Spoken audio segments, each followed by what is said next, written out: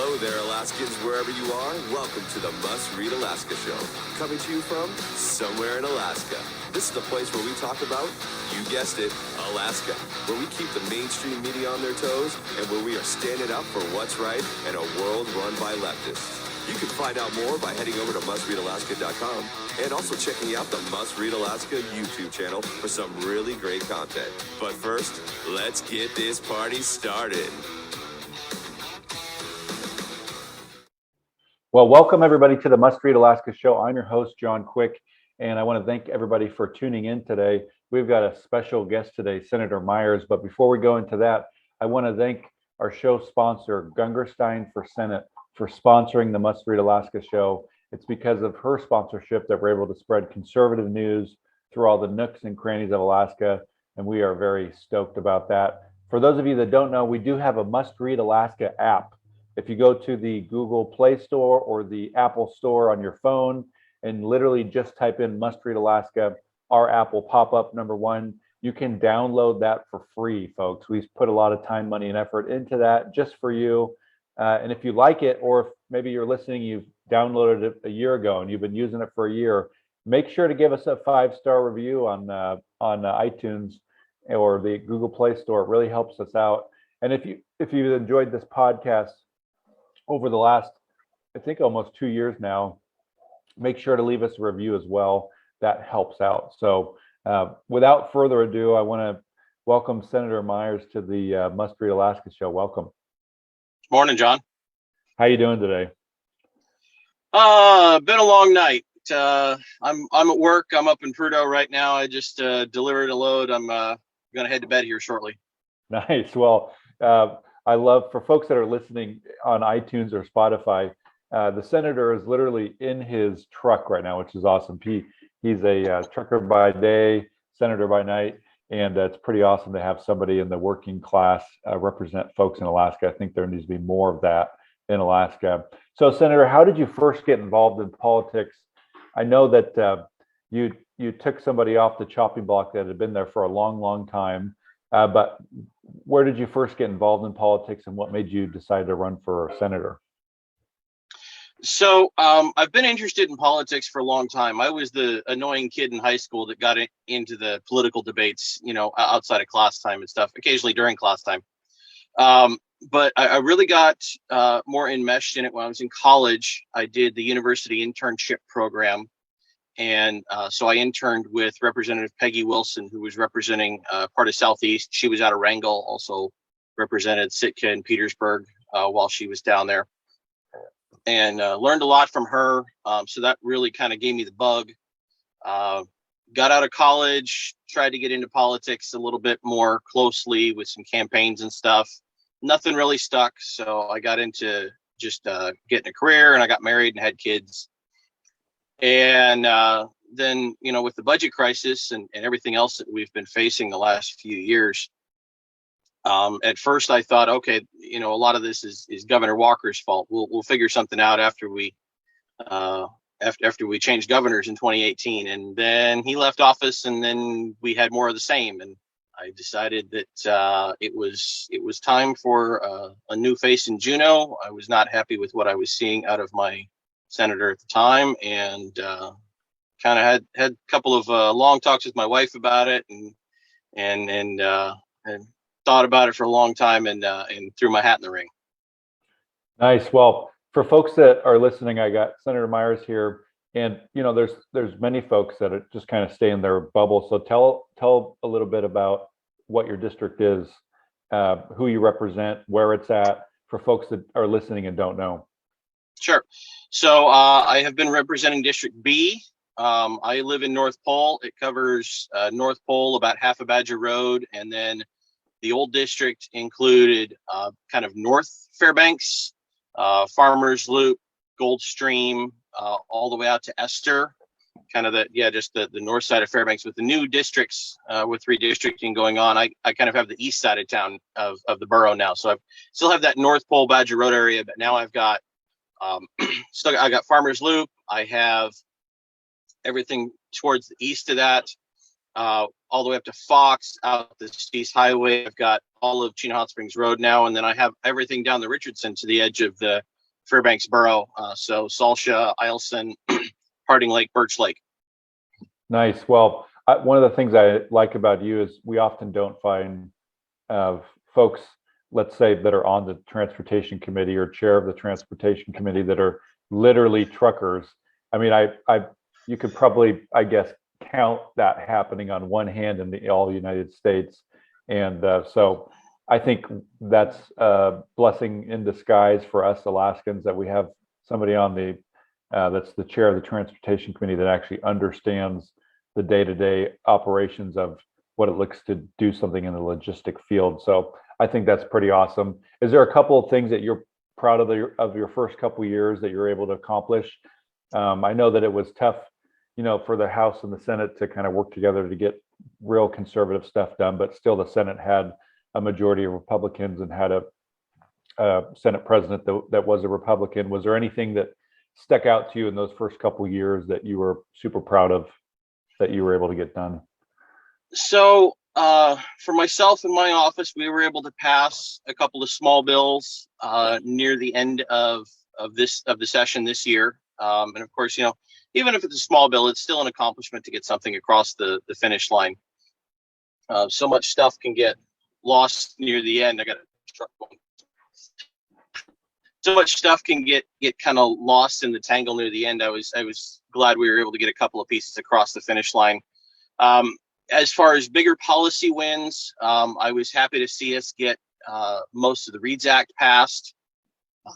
Excuse me. Again, that was kind of a last minute thing. The last minute maneuverings at the end of session, but I was really happy to see that pass. I think that's something that is a good long-term structural change that can really affect our education system in down the road here. And then I think the biggest thing, we always talk about the budget and the PFD and things of that nature. And, it's the same thing we've been stuck on for the last 6, 7, 8 years now. And I think one of the things that I'm happiest about in that regard, even if things didn't necessarily go the way I wanted completely, is I think we're changing the conversation along those lines. 6 years ago, it was, how do we get through our budget crisis? And we continued to have that question of how do we get through our budget crisis? And I think these last couple of years, partially because of some changes in the legislature, partially because of some of the changes in the different circumstances that we're in, the oil prices coming back and things like that. I think what is starting to happen is people are starting to think, okay, not what do we do this year? How do we make it through? I think people are starting to think a little bit more about what do we want our state to look like in 20 years?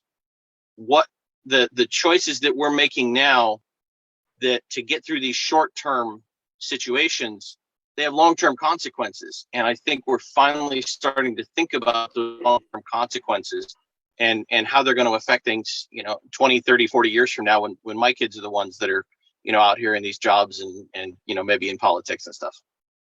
That's awesome. So one of the things that I was very excited that everybody was able to get through the finish line was the Read by 9 Act. I think that's just a great piece of legislature that's going to literally help kids read by 9. It's pretty self-explanatory. Could you explain to the folks that are listening, maybe just high-level points on that specific bill? I think it's a really important bill for kids. We have Alaska's got some of the worst reading scores in the whole nation, some of the highest cost in the whole nation, and I think that bills like this might be tough to execute, but I think are also very good to aim for. We got to aim for something, and this puts a target on the wall for us to aim at. So can you explain that bill just a little bit for folks and Sure. why it's maybe important for Alaskans? Sure, absolutely. So the Read by 9 program is something that was created in Florida almost 20 years ago. And to help bring up reading scores, the idea is just you focus in really hard on those first few years of kids learning to read, hoping that that's going to pay dividends down the line, that you'll end up with, for example, less remedial education in high school because you've got the kids the foundation that they need at the beginning. And so Florida put it in first. I think we're up to about 20 states that have done a version of it. Mississippi famously put it in about 2014, and they had been near the bottom like we are in terms of fourth grade reading scores, and they're now about middle of the pack. And so I'm hoping that in 3 or 4 years we can be somewhere in the same neighborhood. And the idea is you do a couple of years of fairly intensive testing. It's not high stakes testing in terms of failing the kids, but the point is to find the kids that need the intervention, find the teachers that are having a harder time with it. You hire reading specialists to go into those classrooms where certain teachers are having some harder times, and yeah, just bring everybody up to the grade level where they need to be so that they've got that foundation as they move forward in school. Yeah, you can't go wrong with trying to get kids to read at an earlier age. So kudos for working on that. I think that is a very important bill, and I'm excited to see the fruits of that bill down the road. Like you said, Mississippi, for folks that are listening, just go Google Mississippi and Read by 9 Act. You'll see that they were literally at the bottom, and they hovered back to the middle, maybe a little bit more towards the top in a matter of a couple of years, which is a pretty big accomplishment. And I hope we do the same. So what are you going to work on the next couple years, or maybe the next year? I know you have election coming up. So after you win, what's some of your things that you're going to be working on this next year and hope to accomplish? Well, so these last couple of years, in a lot of ways, we're just me kind of getting my feet wet. We ran a couple of smaller bills. So now we've got a couple small ones that we're thinking about. To some extent, we're kind of waiting to see how things shake out in an organization to see which bills it's worth putting in. But one that I really am hopeful for, that we spent a lot of time on this year, since I'm the transportation chair, we're putting together a reform bill for the marine highway system. And the idea is to put the marine highway system into a corporation, and that gives them their own governance structure so that they're not getting jerked around by DOT every couple of years as we bring in new governors and new DOT commissioners who all have a different vision. We give them some continuity there. We change the funding. Instead of it just being, whatever the legislature decides to give them, we're going to try to give them a contract so that they can plan farther ahead and figure out, what they need to do in terms of not just their operations, but in terms of their vessel maintenance and vessel replacement, and solve, kind of the long-term structural issues. We want to get them off of this yo-yo, this roller coaster that they've been on for a number of years, and give them some long-term stability, a little bit more business planning, a little less politics. Well, that sounds like that's going to be quite the task to tackle. I think that that's much needed, though. I look at, as you say that, one of the things I look at as a good example of trying to accomplish kind of what you just described is the Alaska Mental Health Trust. I think that they've been a shining light of what do you look like as they don't even call themselves a government organization, even though they're kind of a quasi-government organization, but they're self-sustaining. They sell land to pay for their budget, and they just do that every year. So I think that the model that you're going for would be awesome, and I think it's going to come, as you know, with some loud people on both ends of the spectrum. So much luck to you as you try to tackle that. That's going to be quite the interesting feat if you were able to accomplish that. So, go for it. Yeah, I just wanted to say that we put together a bill and put it on the table, and we had 8 hearings in the Transportation Committee this last year, and the idea was to put it out on the table, get people talking about it, amend the bill so that it's something that is a good product now, and we can use what we finished with last year to start this coming year and try to push it forward. Last year was just getting it out in the open and seeing who was interested in it. I've got Jesse Keel on the Transportation Committee. He represents Juneau, and he was a big help in this one. And of course, he's much more interested in much more involved in the ferry system than I am, because it affects his communities. But that's part of the reason I wanted to tackle it, is because I don't have a vested interest. I have a vested interest in solving problems, but it's not nearly so emotional. You're not using the ferry system in the North Pole. Not so much. No, it doesn't quite make it up that far. So one of the things you started your political career beating Coghill, which is, you've been there forever, and most people that know him as a very nice person, Christian guy. And how the heck did you manage to beat him? Because he is like a juggernaut. If somebody would have said 3 years ago, who's institution, one of the top people that you're never going to lose, he would be at the very top of the list. And you just seem to come out of nowhere and just be like a normal person, which I think helped you win, and talked about normal things that people care about, and you ended up winning. But tell the listeners a little bit about how you did that, because I think it gives people hope, because there's a lot of folks in their districts, in their communities, in their boroughs that are like, I'm not qualified. I don't know how to do this. I just, I manage this, or I manage that, or I've never been in politics, or whatever the excuse may be. And you help kill a lot of those barriers overnight, I think, for a lot of folks that are wondering if and when they should run. So give us a little rundown on how the heck that happened. So going into it, I knew a couple of things. One was, I knew that there were a lot of people unhappy with him. So all I had to do was put my name on the ballot. I'd get 20% of a protest vote. So then the question is, how do you get it from 20 to 50? I also knew I wasn't going to raise a lot of money because, he's the name. He's been there for a while. He's been doing this.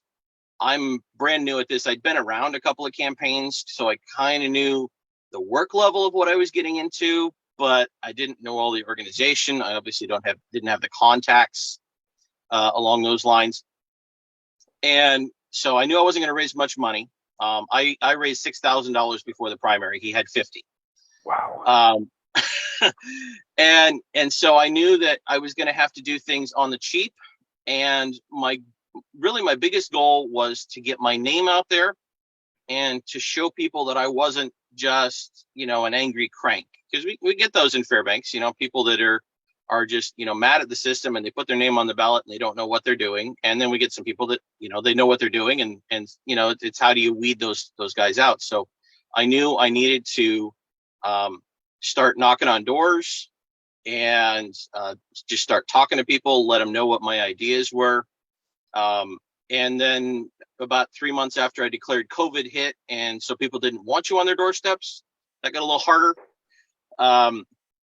So I turned to a lot of social media, just Facebook. I don't have a Twitter account, but I did a lot of posting on Facebook, and used kind of my friends network to help push some of those posts out to get myself some name recognition. And as things got warmer in the summer, I did some video clips and stuff, put those out on Facebook. And then I think one of the biggest things that really helps me was District 3 at the time, now 33, the North Pole area. They hadn't had a primary for either the Senate or the House in 20 years. And so they put together this event of a debate between myself and Senator Coghill, and I set up to video that. And I went into that thinking, all right, I just need to show that I am a serious candidate, that I know what I'm talking about, and if I come out as a draw, I'll call that a win.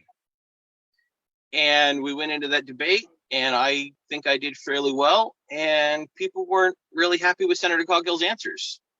And so I was able to take that debate, put it out on Facebook. I took some of the clips out of it. I ended up seeing that video. It was a good video. Oh, okay, good. Yeah. I took some of the clips out of it. I put it on my website. Was able to spread a lot of those around. And between that and the knocking on doors, I barely eked out a win. Just barely, by all of 14 votes. But Wow. Yeah, as you said, it's still possible for somebody to come out of nowhere. You have somebody that you just have to have somebody that knows what they're talking about, that's studied up on the issues, and yeah, it's still possible to come out of nowhere and get involved in this stuff. Well, for folks that are listening, he just gave the formula on how you knock somebody off the chopping block. And, in all seriousness, we get messages all the time on Must Read Alaska. How do I make a difference? I'd run, but this person's been there for so long, I'll never win. You are literally the walking example of step in the ring and just give it a try, because he raised 50,000, you raised 6. He had probably all the big name people around town cutting checks, and you had your friends and a camera on Facebook, and man, you beat him by 14 votes. So kudos to you. I think that's inspiring for a lot of folks that are out there wondering, should I even try? And I think the answer is yes, you should try. So the next question is this: how does somebody make a difference in this political world today? You have polarization on both sides of the table.